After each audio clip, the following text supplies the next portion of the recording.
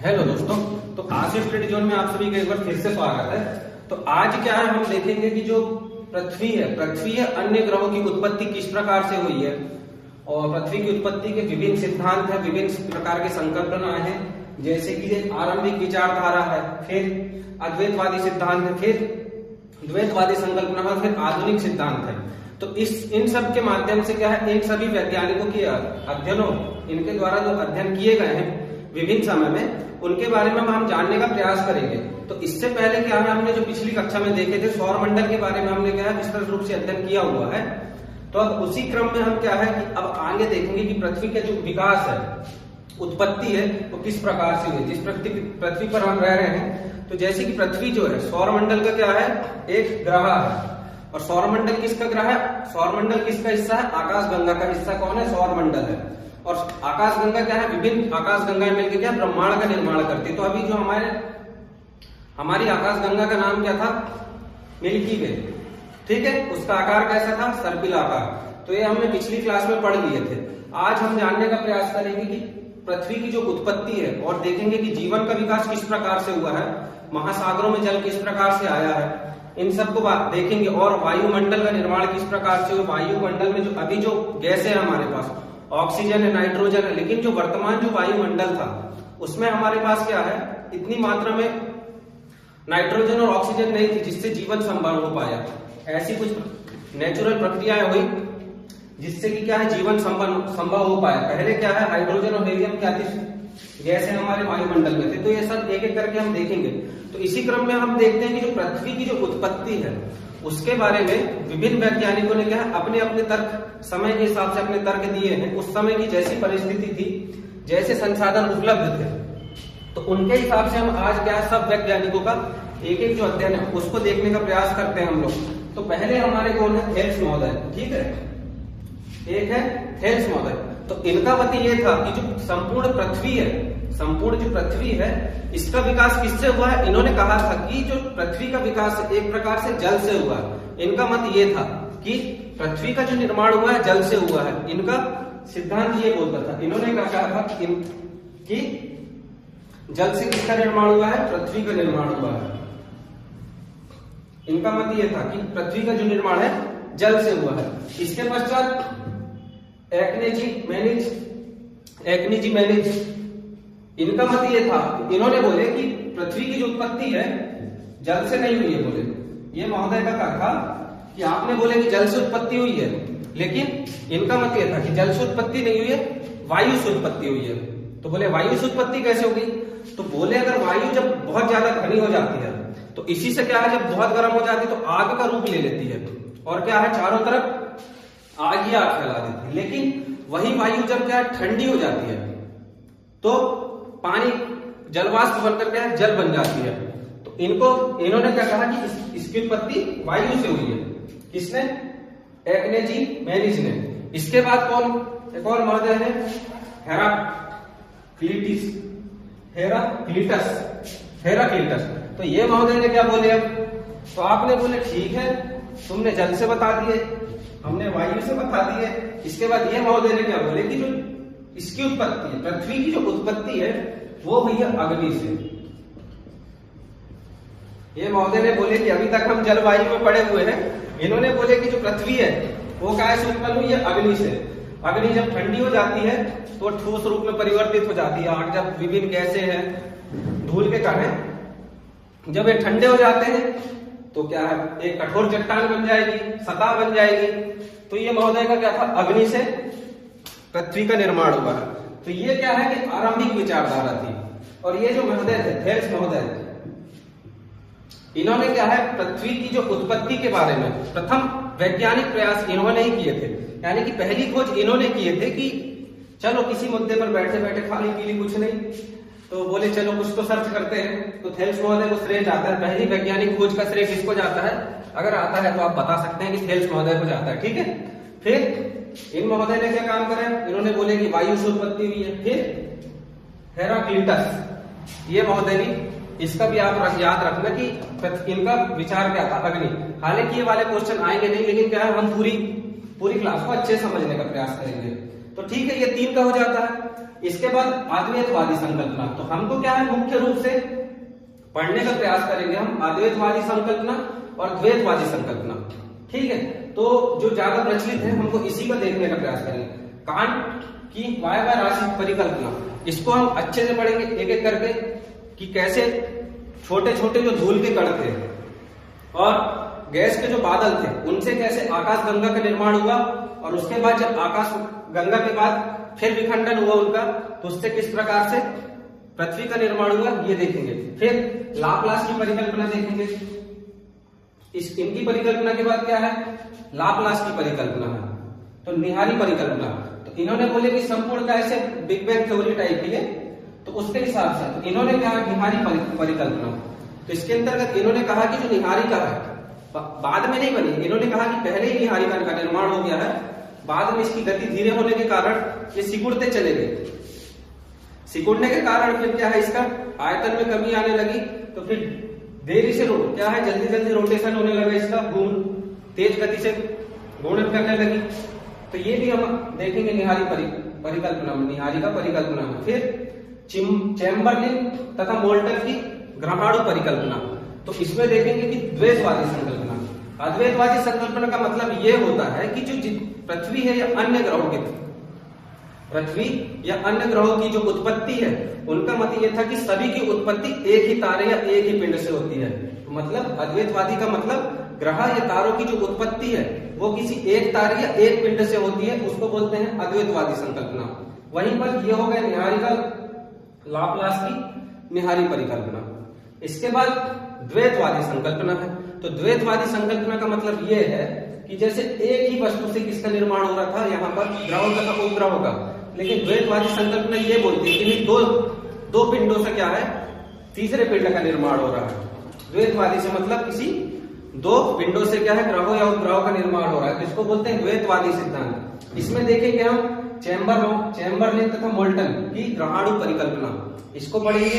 फिर James jeans व Jeffrey का ज्वारीय सिद्धांत की जैसे कोई तारा था, साथी तारा, किस प्रकार से सूर्य के पास से निकला, तो उसका क्या जो डेंसिटी थी, आकर्षण बल था, सूर्य से बहुत ज्यादा था, सूर्य से बहुत ज्यादा था। जब सूर्य के पास से निकला तो ऐसा क्या है सूरज में क्या है ज्वारी उत्पन्न होने लगी, ज्वारी उत्पन्न, तो ज्वार जैसी आकृति बन गई। तो इसी को क्या है जेम्स जेफरी का ज्वारीय परिकल्पना बोलते हैं। फिर रसेल महोदय का द्वैतारक परिकल्पना, द्वैतारक परिकल्पना देखेंगे इसको। और लास्ट में जो देखेंगे सबसे प्रचलित कि जो वास्तव में जिससे प्रकार से पृथ्वी की उत्पत्ति हुई और सबसे मान्य जो है तो बिग बैंग थ्योरी, इसको भी हम देखेंगे। तो क्या है अब हमने क्या है इसको देख लिया, थेल्स महोदय का देख लिए, ये क्या है इंपॉर्टेंट है नहीं हमारे लिए। अब हम देखते हैं एक एक करके कांट महोदय की देखते हैं, पहले वायविक परिकल्पना देखेंगे और उसके बाद फिर इन सभी को एक एक करके समझाने का प्रयास करूंगा मैं। तो ठीक है, इसकी स्क्रीनशॉट ले लीजिए, फिर मैं इसको मिटा के फिर एक एक करके अपन पढ़ते हैं। फिर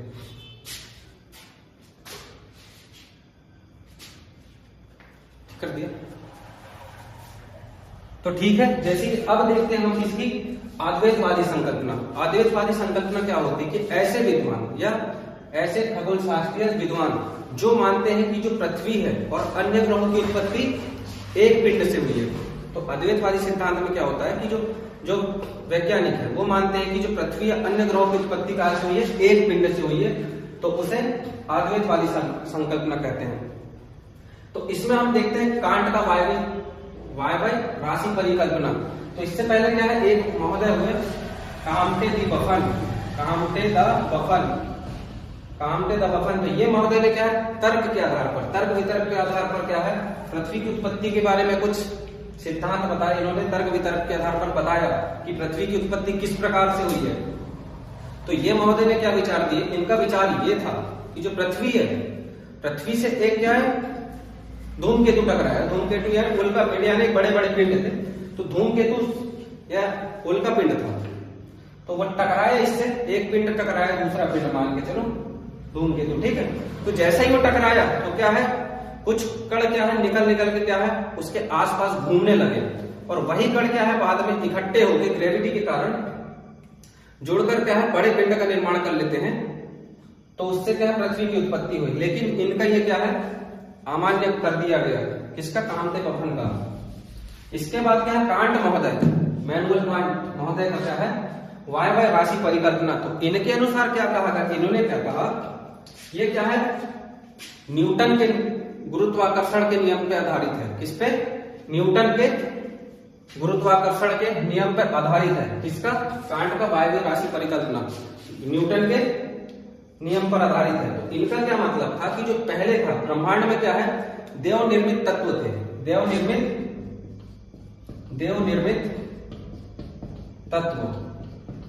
तत्व थे, यानी कि ब्रह्मांड में क्या है, ऐसे ही आवारा टाइप घूम रहे थे यानी आवारा टाइप छोटे छोटे कण थे, वो आवारा टाइप घूम रहे थे, जो कि अत्यंत शीतल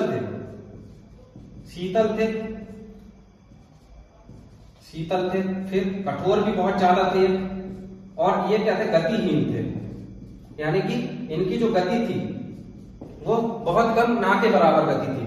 फिर क्या हुआ कि ये जो आवारा जैसे घूम रहे हैं ये तत्व, ये क्या है, धीरे धीरे आकर्षण के कारण एक दूसरे को जोड़ने लगे, आजा भाई तू आजा, ये सब क्या है एक साथ जोड़ने लगे। तो क्या है, ये थोड़े बड़े हो गए, ठीक है, ये कण क्या है आपस में जोड़ने लगे। फिर क्या है, जब ये आपस में जुड़े, इससे क्या उष्मा निकलने लगी, बड़े हो गए, फिर और मिल गए, तो ये सब क्या है, बड़े बादल का निर्माण कर लिए, बहुत बड़े हो गए मान के चलो। तो इसी को हम क्या बोलते हैं, फिर पहले पढ़े थे निहारिका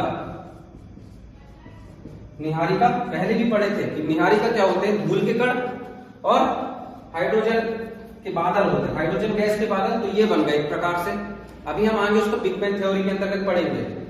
तो ये क्या है, पहले की संकल्पना, अद्वैतवादी संकल्पना। तो निहारिका का निर्माण हो गया। अब निहारिका का निर्माण जब हो गया तो इसमें जो पिंड थे ये तेजी से घूमने लगे। पहले क्या गति नहीं थी, जब आपस में जब पास आ गए वो, तो उससे क्या उष्मा निकलने लगे और तेजी से गति करने लगे।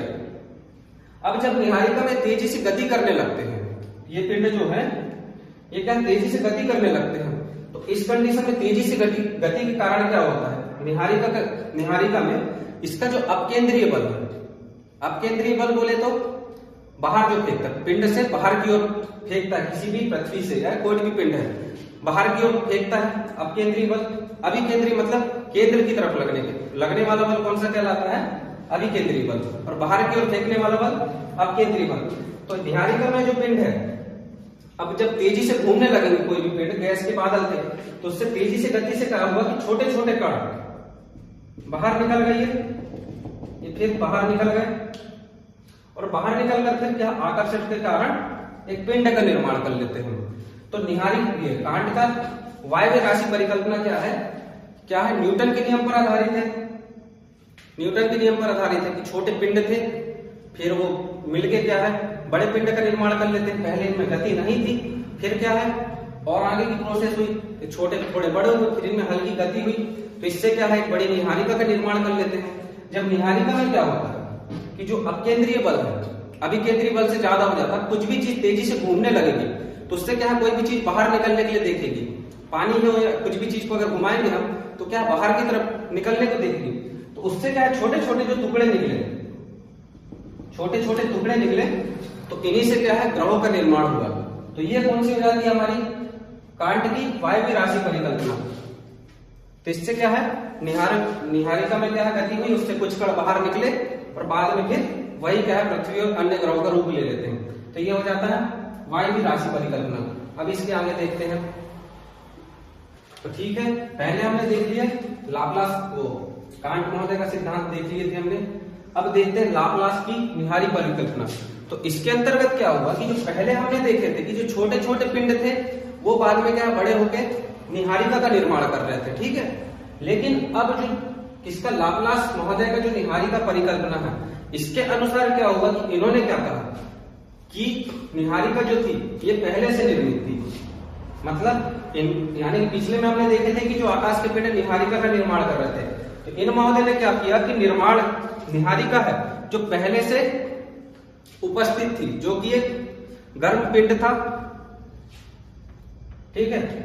निहारिका पहले से उपस्थित थी। तो इसमें क्या कहा गया है, जो पहले जो पृथ्वी थी वो क्या थी, एक पिंड था, ठीक है, एक पिंड था जो गर्म था, पिंड जिसका तापमान बहुत ज्यादा था, मंद गति से परिक्रमा कर रहा था, घूम रहा था वो। तो ठीक है, एक पिंड था जो रक्त तप्त यानी कि आग के समान था, वो बहुत गर्म था वो, और वो क्या गति कर रहा था, जिसको क्या नेबुला कहते हैं हमने। आकाश जो गैसों के बादल होते हैं, पिछली कक्षा में देखे थे हमने। तो क्या है, पिंड था।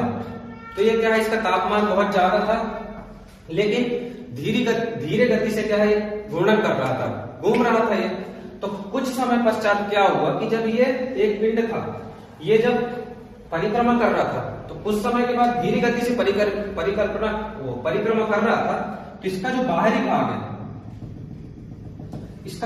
भाग है वो क्या है, विकिरण, इसमें ऊर्जा का ह्रास होने लगा धीरे से, यानी धीरे घूमने के कारण। जब कुछ भी चीज है, अब आग लगी, उसको हम धीरे धीरे घुमाएंगे तो वो क्या है, ठंडा होने लगेगी।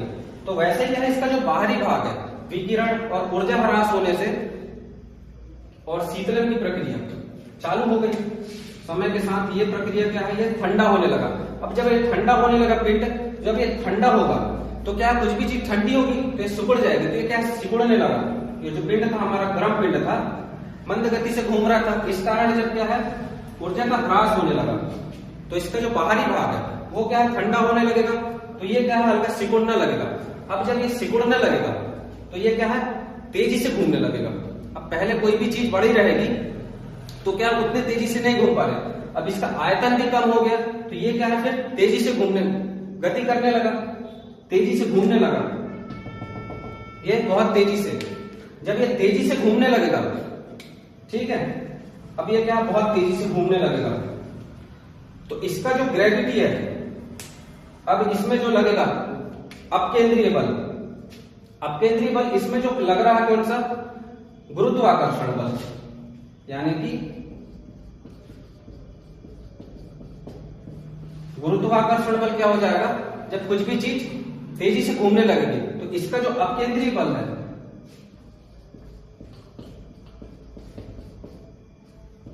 अपकेंद्रीय बल, अब क्या है, पहले क्या था, ये बड़ा था तो उतनी तेजी से नहीं घूम पा रहा था, मंद गति से घूम रहा था, लेकिन अब इसके केंद्र में क्या है, सिकुड़ने लगा था, ये ठंडा होने लगा था, तो ये क्या है, तेजी से गति करने लगा। जब तेजी से गति करने लगता है तो इसका जो अपकेंद्रीय बल है वो गुरुत्वाकर्षण से ज्यादा हावी हो जाता है, गुरुत्वाकर्षण के ऊपर हावी हो जाता है। तो इससे क्या है, कुछ छल्ले के रूप में, छल्ले निकले बाहर, छल्ले या टुकड़े बोल सकते हैं, इससे टुकड़े निकले, इससे क्या है, टुकड़े बाहर की तरफ निकले। ये टुकड़े क्या है, अपकेंद्रीय बल की अधिकता के कारण इससे क्या है, टुकड़े बाहर निकले, और बाद में यही टुकड़े क्या एकत्रित होकर ग्रहों का निर्माण कर लेते हैं। तो इससे क्या हो जाते हैं, इसके जो टुकड़े निकले, ये पिंड था हमारा, तो इसके जो छोटे छोटे ये टुकड़े निकले, ये छोटे टुकड़े निकले, तो इससे क्या बन गए, अन्य ग्रह बन गए, अन्य ग्रह। ये पृथ्वी प्लस अन्य ग्रह बच गए। अब जो इसका जो मूल भाग बचा, इससे क्या है, सूर्य का निर्माण होगा। तो क्या है, लाप्लास महोदय की जो निहारी का परिकल्पना यही है।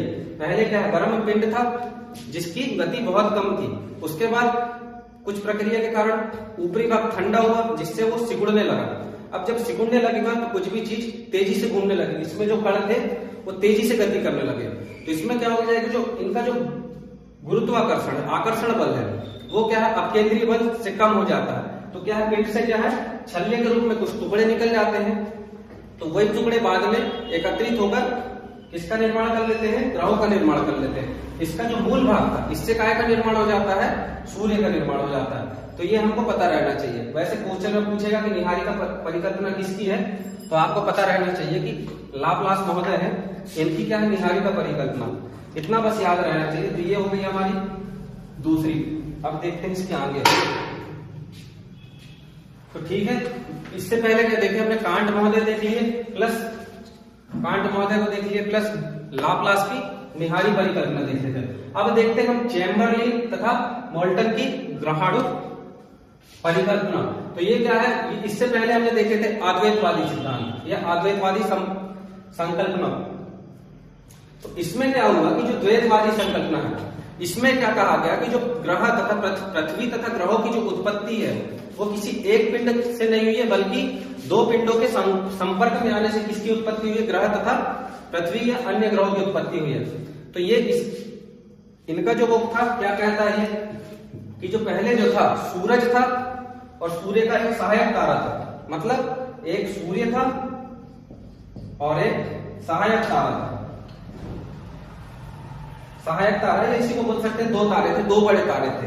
तो इनके अनुसार क्या बोलता है, इनका जो सिद्धांत है, परिकल्पना ये क्या बोलती है, इसमें क्या थे, दो बड़े तारे थे, एक सूर्य को मान लेते हैं हम लोग, ये सूर्य है, और क्या है इससे भी बड़ा एक तारा था, कौन सा, एक कोई भी तारा था मान के चलो, ये था ABC तारा, ठीक है। तो इस परिकल्पना में क्या कहा गया कि जब ये जो तारा था, जब सूर्य के पास से जब ये गुजरा, जब सूर्य के पास से जब ये गुजरा, तो ये क्या था, आकार में सूर्य से बहुत बड़ा था, कि सूर्य से बहुत बड़ा था ये, कौन, ये वाला ABC नाम का तारा। जब इसका जब सूर्य से कई गुना बड़ा है, तो इसकी जो ग्रेविटी, जो आकर्षण शक्ति है, अपनी ओर आकर्षित करने वाला जो बल है, वो क्या है, सूर्य से ज्यादा होगा। तो ऐसा कहा जाता है कि जब ये ग्रह किससे, ये जब ये तारा सूर्य के पास से गुजरा,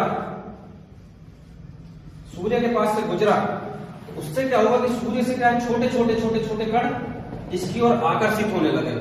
इसका जो आकर्षण बल था सूर्य के आकर्षण बल से क्या था, ज्यादा था। तो ये क्या है, इससे छोटे छोटे जो टुकड़े थे वो क्या है, बाहर निकल गए। बाहर निकले जैसे ही, अब यहां से जैसे ये गुजरा, ये ग्रह यहाँ आया, ये अपने तरफ खींचा छोटे छोटे टुकड़ों को, और ये भैया अपनी गाड़ी चालू करके निकल लिए, ठीक है, अपनी स्पीड में निकल लिए। लेकिन क्या हुआ, ये जो छोटे छोटे कण थे ये तो हो गए थे आवारा, इनसे क्या है, साथ छूट गया था इनका सूर्य से। तो फिर ये जब इनसे जब सूर्य का साथ छूट गया, तो फिर क्या बोले, अब हम कहा जाए भैया, गल के न घाट के, ये सूर्य की परिक्रमा करने लगे। हम बोले हम इसी के चक्कर में काटने लगे, सूर्य की परिक्रमा करने लगे। और बाद में क्या है, फिर ये आकर्षण के बल के कारण एक दूसरे से इकट्ठे हुए और संगठित होकर फिर क्या होगा, ग्रहों और अन्य ग्रहों की उत्पत्ति हुई। तो ये क्या बोलता है, चैम्बरलिन तथा बोल्टन का सिद्धांत, पहले जो दो तारे थे, बड़े तारे थे, सूर्य से बड़ा तारा इसके पास से गुजरा, तो जिससे क्या सूर्य के जो छोटे छोटे कण थे वो बाहर निकल गए, और बाद में वो क्या सूर्य की परिक्रमा करने लगे, फिर जिन्हें क्या कहा गया, ग्रहाणु कहा गया। ये जो छोटे छोटे टुकड़े निकले थे ग्रहाणु निकले, और बाद में फिर ये संगठित हो गए किसका, ग्रहों का निर्माण कर लेते हैं। तो ये हो जाता है किसका, चैम्बरलिन महोदय का और बोल्टन का ग्रहाणु परिकल्पना। तो इसके अनुसार क्या होगा, ये हो गया ग्रहों की उत्पत्ति, ठीक है। अब देखते हैं आगे वाला, अब देखते हैं हम किसका, जेम्स और जेम्स जेफरी की ज्वारीय परिकल्पना। तो ये परिकल्पना क्या बोलती है कि इसके द्वारा क्या कहा गया, जो ग्रहों और जो पृथ्वी है अन्य ग्रहों की उत्पत्ति कैसे हुई। तो इनका मानना यह है कि जब दो सूर्य और तारा, एक सूर्य और तारा के आपसी संयोग से, सूर्य और तारे यानी कि सूर्य और तारे के आपसी संयोग से किसकी उत्पत्ति हुई है, ग्रहों की उत्पत्ति हुई है, ग्रहों और पृथ्वी व अन्य ग्रहों की उत्पत्ति हुई। कैसे हुई, एक इसमें कहा गया कि जो पहले सूर्य था, ये मान के चलिए सूर्य है, अब सूर्य के पास से एक तारा गुजरा, ये यानी पिछले में हमने देखे, तो जब सूर्य से कोई तारा गुजरा तो इसका आकार सूर्य से बहुत बड़ा था, तो इससे क्या है, एक फिलामेंट जैसी संरचना का निर्माण हो गया। इससे जब बाहर की ओर निकला तो सूर्य में क्या है, ज्वार उत्पन्न हुआ, सूर्य की सतह पर ज्वार उत्पन्न हुआ। जैसे यहां से इसका आकर्षण बल क्या था, बहुत ज्यादा था, तो इससे क्या है, सूर्य से ज्वार उत्पन्न हुआ, सूर्य की सतह पर ज्वार उत्पन्न हुआ, तो इससे क्या है, फिलामेंट तंतु संरचना की एक आकृति बनी। और बाद में ये क्या है, ठंडी होकर यानी कि बाद में, यानी कि जैसे ही अलग हुआ तो परिक्रमा करने लगा, और परिक्रमा करने के बाद जब ये ठंडा हुआ तो इससे ही क्या है, अन्य ग्रहों का निर्माण हुआ है। इससे क्या हुआ, अन्य ग्रहों का निर्माण हो गया, अन्य ग्रहों का निर्माण। तो क्या हुआ, सूर्य के पास से जब एक तारा निकला जब तारा निकला तो उससे क्या है, सूर्य में ज्वार उत्पन्न हुआ। ज्वार उत्पन्न हुआ, अब ये क्या है, जब इससे टूटकर अलग होगा, ये ज्वार था मान के चलिए इस आकृति का, अब ये टूटकर अलग हुआ मान के चलिए ज्वार अलग हुआ, और फिर इससे क्या है, छोटे छोटे छोटे छोटे अन्य ग्रह बन जाएंगे। किससे? सूर्य से। तो ये हो गया कौन सा, ज्वारी परिकल्पना, कि कोई बड़ा तारा जब उसके पास से निकला तो सूर्य की सतह पर ज्वार उत्पन्न हुआ, बाद में ये ज्वार से फिलामेंट संरचना की तंतु यानी कि संरचना का निर्माण हुआ, बाद में फिर इससे क्या है, अन्य ग्रहों का निर्माण हो गया। तो ये हो जाता है किसका, जेम्स जेफरी की ज्वारी परिकल्पना। तो ठीक है, इसके बाद और देख लेते हैं कौन सा बच्चा है। तो ठीक है, अभी हमने देख लिए थे लाप्लास का सिद्धांत देख लिए थे, और फिर द्वितारक सहयोगी तारा देख लिए थे, फिर ग्रहाणु परिकल्पना देख लिए थे। अब हम देखते हैं कि रसेल महोदय का द्वैतारक परिकल्पना। तो अभी तक क्या था, सिर्फ एक तारा गुजर रहा था और खींच के लेके जा रहा था। तो इसमें क्या कहा गया कि अब द्वैतारक परिकल्पना में एक था सूर्य, एक सूर्य था, और एक क्या था, सूर्य के साथ एक दो अन्य तारे भी थे। कौन थे? दो अन्य तारे थे। एक तारा हो गया हमारा ये, मान के चलिए ये तारा है,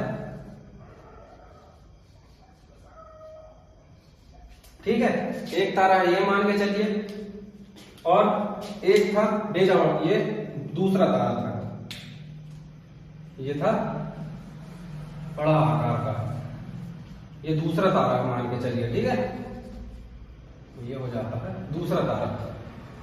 तारा भी आज बनने का बंद में नहीं सकता है, स्टारफिश बन गया ये।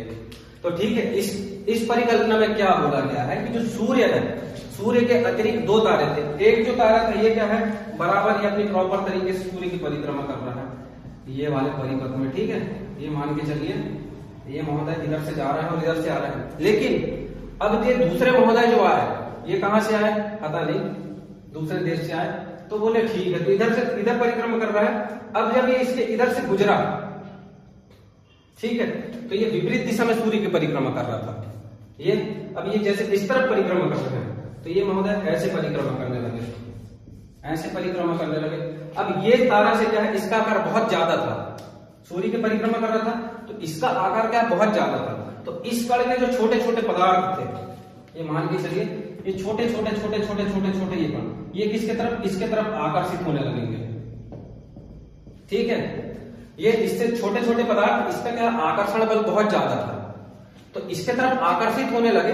अब जब ये आकर्षित हुए तो इससे क्या है, बाद में ये इकट्ठे होकर किसका निर्माण हुआ, फिर जब इससे छोटे छोटे कण जब इससे बाहर निकले, फिर बाद में वो क्या अपने आकर्षण बलों के कारण इकट्ठे होने लगे, तो इसी से निर्माण काय का हो गया, ग्रहों का, और फिर इन्हीं ग्रहों से बाद में निर्माण काय का हो गया, उपग्रहों का।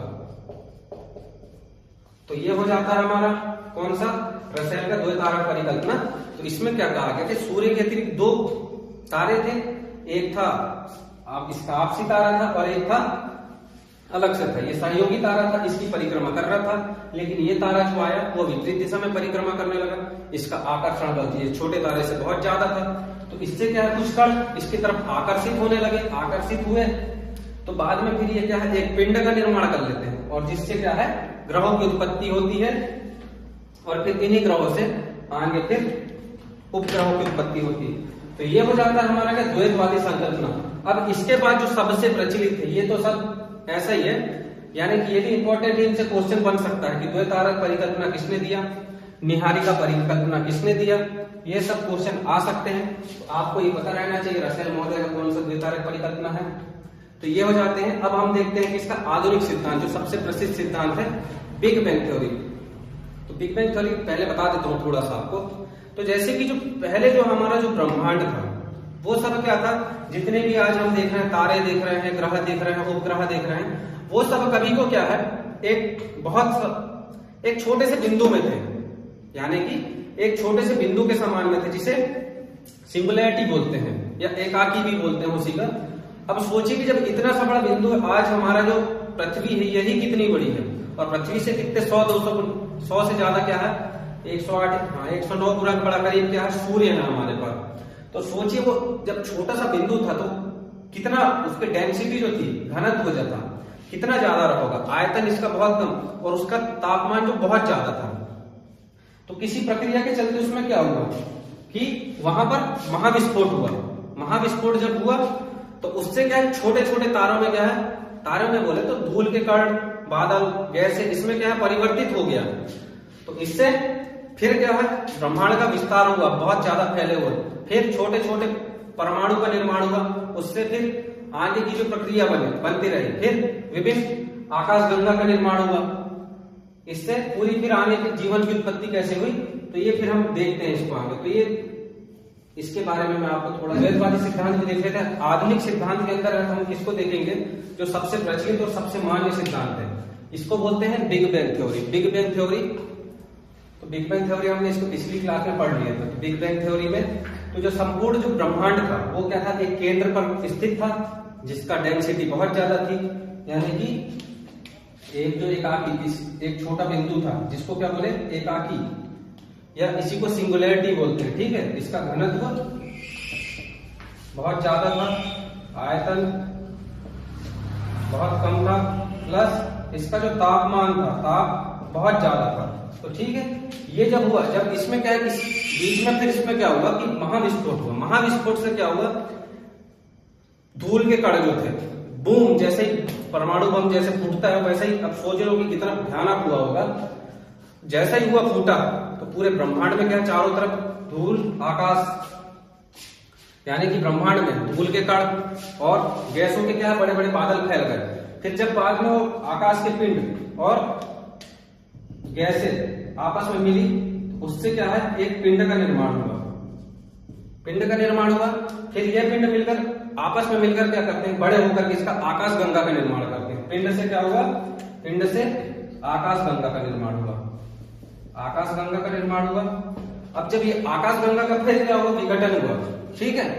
आकाश गंगा का विघटन हुआ, तो आकाश गंगा का विघटन हुआ तो ये काय में विघटित हो गई, यानी कि इसका विखंडन हुआ तारों में, ठीक है। यानी कि जिसमें जो आकाश गंगा में जितने भी पिंड थे, इससे क्या है, इसका विघटन हुआ आकाश गंगा, तो ये काय में टूट गए फिर तारों में। अब जब तारों का फिर विखंडन हुआ तो ये परिवर्तित हो गए क्या है, ग्रहों में। तो इस प्रकार क्या है, ग्रहों की उत्पत्ति हुई है। किसके, बिग बैंग थ्योरी के अनुसार। लगभग कितने, बिग बैंग थ्योरी आ सकता है 13.7 अरब साल पहले, अरब साल पहले हुआ था किसका, बिग बैंग थ्योरी। तो इसमें क्या है, संपूर्ण ब्रह्मांड पहले एक छोटे से बिंदु पर था, इससे क्या है, बिंदु से गैस के बादल मिलकर निहारिका का जन्म हुआ, फिर उससे आकाशगंगा, आकाशगंगा का जब विघटन हुआ तो ये कार्य टूट गया ये तारों में, और जब तारों का जब विघटन हुआ तो इससे क्या है, ग्रहों का निर्माण हुआ, और ग्रहों के निर्माण के पश्चात क्या है, उपग्रहों का निर्माण हो गया। तो ये हो जाता है हमारा क्या, बिग बैंग थ्योरी, कि किस प्रकार से पृथ्वी या अन्य ग्रहों की उत्पत्ति हुई है। अब जैसे कि ये जो बिग बैंग थ्योरी हुई तो ग्रहों का निर्माण हो गया था, उपग्रहों का भी निर्माण हो गया था। अब इसके बाद क्या, धीरे धीरे प्रक्रिया होगी, कुछ ऐसी प्रक्रियाएं होंगी जिसके फलस्वरूप, यानी कि अभी जब पृथ्वी बनेगी तो उसमें क्या है, जीवन संभव नहीं था। जब ये कंडीशन जब बनी, पृथ्वी का निर्माण हुआ, तो उस समय तक क्या है, जो पृथ्वी का वायुमंडल था उसमें क्या है, नाइट्रोजन की मात्रा थी नहीं, हाइड्रोजन और हीलियम की मात्रा थी। बाद में सौर ज्वाला के कारण उसको वहां से हटा दिया गया। फिर क्या है, हमारे यहाँ ज्वालामुखी फूट रहे थे तो वो गैस से क्या, जलवाष्प का निर्माण हुआ। जलवाष्प से क्या, बारिश होती गई, बारिश होती गई, बहुत समय तक बारिश होती रही। तो फिर कुछ रासायनिक अभिक्रिया के द्वारा क्या है, फिर वनस्पति का विकास होने लगा पानी के कारण। पानी से क्या है, फिर प्रकाश संश्लेषण की क्रिया होने लगी, जिससे हमारे वायुमंडल में ऑक्सीजन का लेवल बढ़ने लगा। और फिर 200 करोड़ साल बाद हमारे जो वायुमंडल है उसमें क्या है, ऑक्सीजन की मात्रा बहुत ज्यादा बढ़ गई। फिर कुछ जीवों का निर्माण होने लगे, और फिर जिसमें क्या है, विभिन्न प्रक्रियाएं हुई, इससे क्या है, जीवन संभव हो पाया।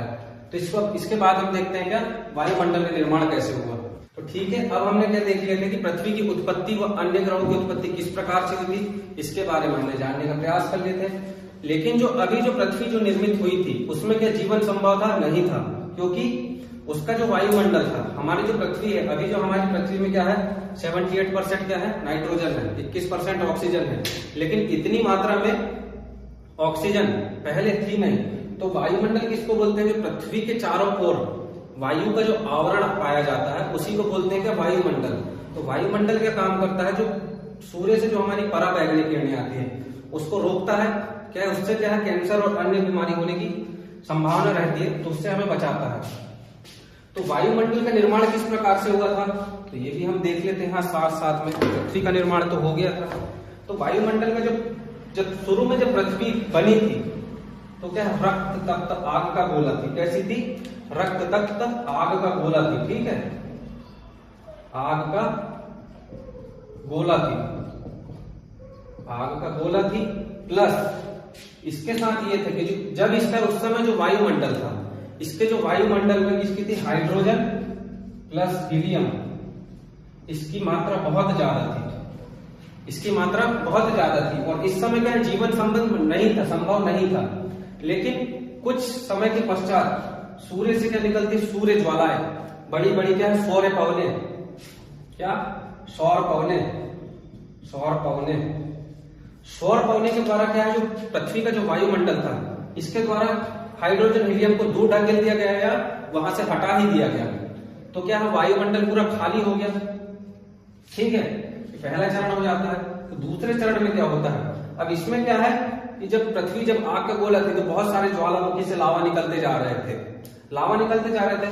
तो उससे क्या है, मीथेन, उससे कुछ क्या है गैसें भी निकली, जैसे methane, carbon dioxide, neon, ammonia, ammonia, ऐसी सारी क्या बहुत सारी गैसें निकली, जिससे प्लस जलवाष्प, इसमें एक याद रखना, जलवाष्प। अब जब क्या है बहुत सारा लावा जब निकल रहा था तो उससे क्या है जलवाष्प भी बहुत मात्रा में निकला, मीथेन, कार्बन डाइऑक्साइड, ये सब गैसें जब निकली तो क्या हुआ कि जलवाष्प था जो संघनित होकर क्या बादलों का निर्माण कर लेता है। जलवाष्प क्या है, संघनित होकर क्या बादलों के रूप में परिवर्तित हो गया, बादलों के रूप में परिवर्तित हो गया। तो जिससे क्या होने लगी, बरसात होने लगी, बरसात या वर्षा होने लगी।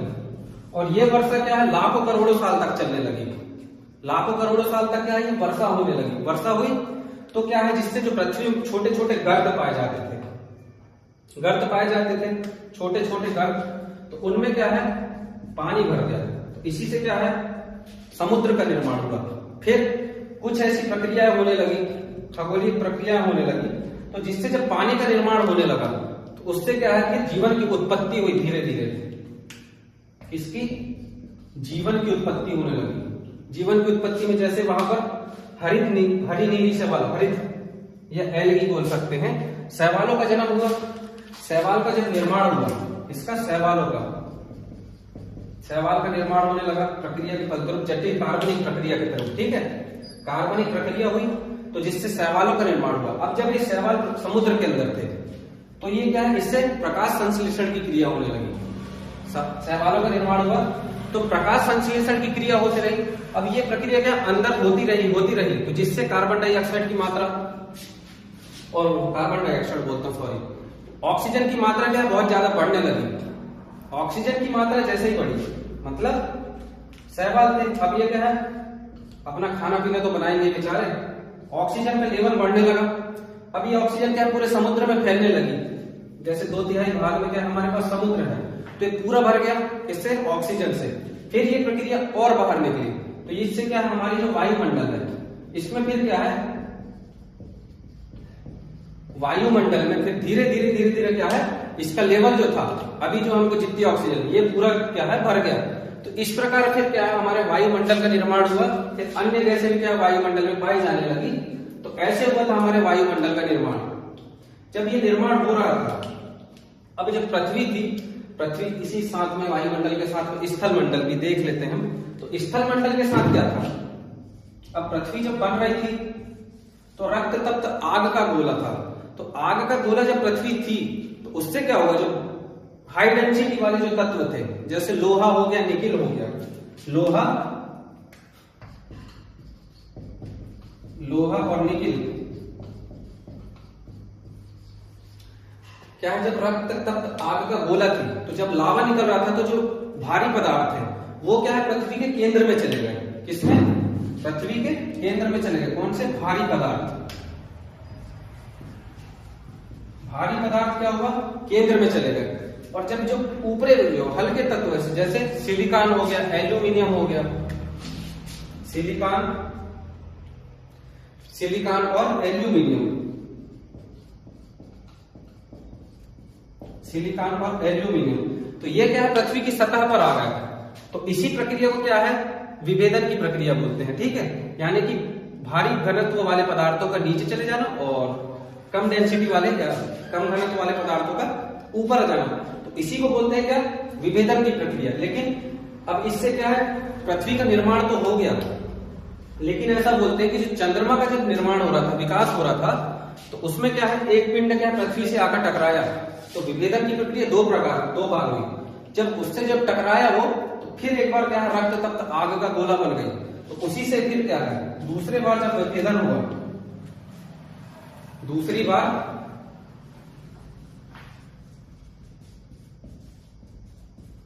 बार जब विभेदन हुआ, तो इससे क्या हुआ कि क्रोड भूपर्पटी प्रवाह, ऐसी तो यानी कि क्रोड मेंटल और कोर की, तो वो हुई भूपर्पटी प्रवाह, क्रोड का निर्माण हुआ। तो इसमें फिर क्या है? एक बार विभेदन की प्रक्रिया हुई, तो जिसमें जो हाई डेंसिटी वाले जो तत्व थे वो फिर से क्या है? जमीन के अंदर चले गए, और जो कम डेंसिटी वाले तत्व थे वो ऊपर आ गए। तो उससे हम देखते हैं कि जैसे कि जो पृथ्वी के अंदर हम जैसे जैसे जाएंगे, तो क्या है कि हमको हाई डेंसिटी वाले तत्व मिलते हैं। लोहा हो गया, निकेल हो गया, खुदाई करने पर हमको ये प्राप्त हो जाते हैं। तो ऐसे हुई थी किसकी? पृथ्वी की उत्पत्ति। तो ये हो जाता आज हमारा टॉपिक कंप्लीट। इसके आने वाले समय में फिर और देखेंगे हम लोग इसी का टाइम पीरियड के बारे में। तो ठीक है, आज के लिए इतना। अगर वीडियो आपको अच्छी लगे तो प्लीज लाइक शेयर सब्सक्राइब करिए। तो आने वाली क्लासों में फिर हम पृथ्वी की गतियां कैसे होती है, पृथ्वी परिक्रमण गति कैसी होती है, घूर्णन गति कैसी होती है, इन सब के बारे में अध्ययन करेंगे। तो ठीक है, अगर वीडियो अच्छी लगे तो please like share and subscribe करिए। धन्यवाद।